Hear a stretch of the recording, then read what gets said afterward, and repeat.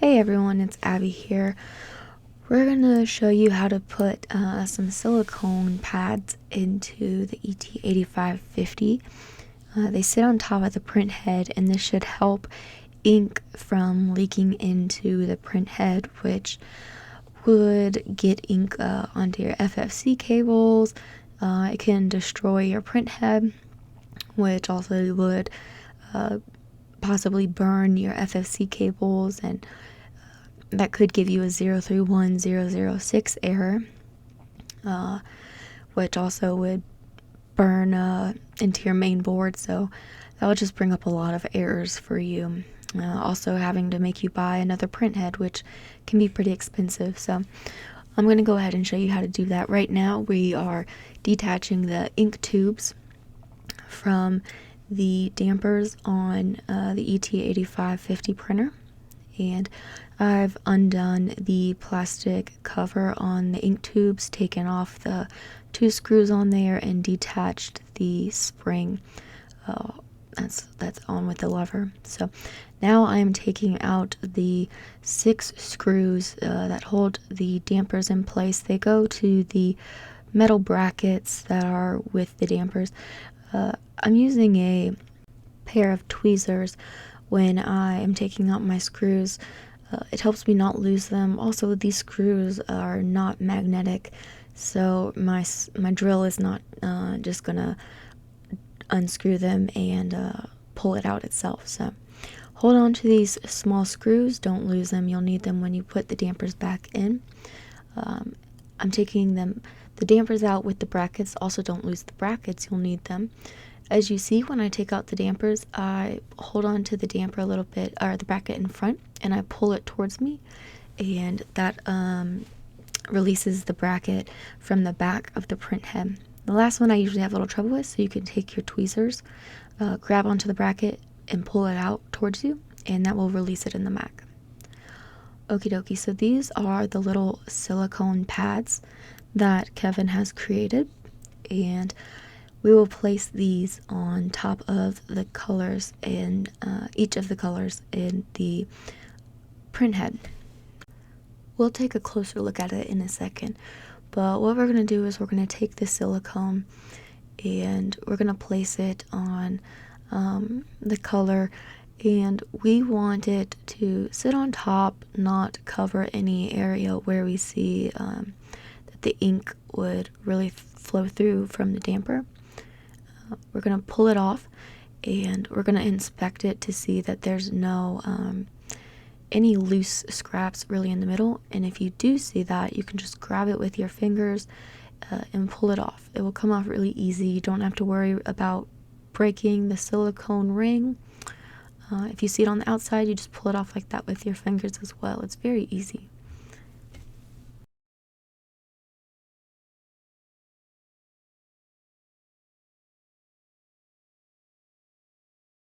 Alright, we got a really good up-close view. I want to show you that there's these 2 little notches on either side of the silicone ring. And now I'm going to show you a close-up of the print head. And you'll see that there's also 2 little notches inside of the print head. Now I'm going to try to get a little bit of a clearer view for you to see. Let's sharpen the focus. Okay. Now look on each color of the print head. You see a little notch on each side. So that's where we want our silicone ring to line up. It's not going to click in any way, and obviously it's silicone, so it's not going to be like a plastic piece. But again, the silicone does not have to totally surround every part of it and fit down snug inside around every color inside the print head, right? But again, every time we put it in, we're going to want to look at the silicone ring, and then we are going to want to make sure that there's no little scrap pieces in the middle. I'm going to bring my hand back down in here, hopefully, or we'll see. Okay, so we see that there's nothing really in the middle, but those 2 notches, the one at the top, the one at the bottom, I want to try to get them lined up as close as I can. And I see that there's nothing in the middle blocking where that damper will sit back on top. Now this is one way of doing it, right? Me placing them down in the print head without the damper. Later you're going to see when I place the dampers back down into it, and I can also place these rings right onto the damper instead of the print head.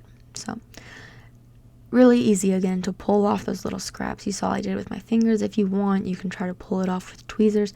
I found it so much easier just to pull it off with my hands because I got a better grip than the tweezers did on the small little scrappy pieces. So alright, this is a really simple way of doing it.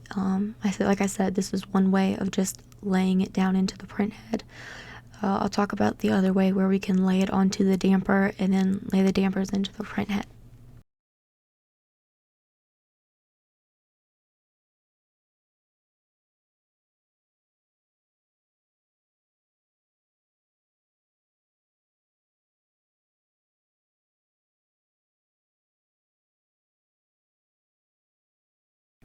Okie dokie, so we have our dampers back and we still have our bracket on the damper. If we see on the back of the print head, in the ET8550, there are small little slots in the back. That is where it's wanting you to put the tail of the damper, is what I'm going to call it, is the tail of the damper into. And then the front of the damper where the screw hole goes, it wants you to fit it in there snug. So that's where we go, and I might use my tweezers again to help me line it up, and then I just give it a little tug to make sure that the tail is actually into the back. This is the perfect spot where I wanted to talk about it. So do you see how my silicone ring fell off from when I needed to readjust my damper? So here's the other way of doing it. We can look at our actual dampers and flip them upside down, and we can apply the rings to the dampers themselves instead of the print head, and then put the dampers like that onto a print head that has no silicone rings on it already. I'm basically saying we're not going to put 2 silicone rings on there, right? I only worked a few dampers this way when I needed to readjust a damper and the silicone ring came out from the print head with the damper. So I just checked and I realigned that the silicone ring wasn't in the way from where the ink would flow. So however you would prefer to do that is up to you, really. So here again, I'm just using my tweezers to line up. You don't have to hold the tweezers the whole time. It's really just so the screws don't go everywhere, because I've had sometimes where the screws fall into the printer, and it may be hard to find them. And again, as I said, these screws are not magnetic, so it's not as easy for me just to stick a little magnet and hold it in my hand and try to reach around inside the printer. So I don't want that to create a jam or give me another error. So that's why I'm being a little bit more careful with these screws. Like, yeah, I could just hold them in my hand, but that's why I'm being a little bit more precautious with this.